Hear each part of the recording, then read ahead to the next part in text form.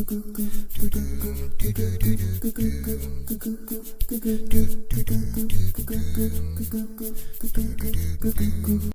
for school, and it's no surprise that many of us are determined to study smarter instead of longer. But which study tips and tricks actually work scientifically and can help you get those perfect grades? First up, research shows that study sessions are most effective in small, short chunks. Instead of cramming in a 10-hour study session, it's much more effective to spread it out into 20, 30-minute sessions over a few weeks. This is because your brain is better at encoding information into the synapses in short, repeated sessions as opposed to one large one. And this is why even learning different skills, whether it's swimming, tennis, or a singing lesson, often follows this same format. And while cramming and pulling all-nighters may be a ritual, it turns out that this is linked to the lowest grades. After prolonged nocturnal study sessions, reasoning and memory may be negatively affected for up to 4 whole days.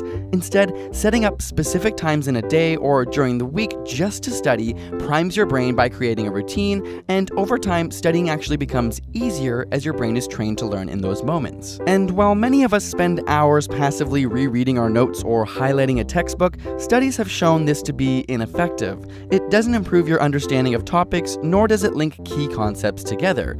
It can even be detrimental as it draws your attention to less important information. Flashcards, on the other hand, are proven to be excellent memory reinforcement tools, whether during your scheduled study times or during off times like a bus ride home. It also helps to have a specific goal for each study session. Instead of aimlessly studying, pick one aspect you'll focus on, whether it's balancing chemical equations or learning how to conjugate French verbs.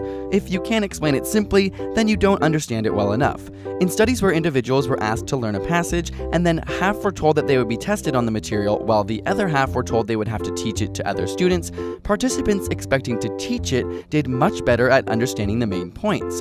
When you're expecting to teach, your brain organizes the information in a more logical, coherent structure. Of course, practice, practice, practice. Not only do practice tests put your brain in the environment, but even if you make mistakes, they help identify gaps in your knowledge. Practice tests have also been shown to increase confidence, thereby leading to better performance. So, where should you be studying? Research shows that having a designated, sacred spot for study that's well equipped with every tool you might need is best. Just like setting times, this primes your brain for studying. And if you haven't already, put away your phone. This is a no-brainer, but your texts and social media notifications severely decrease concentration.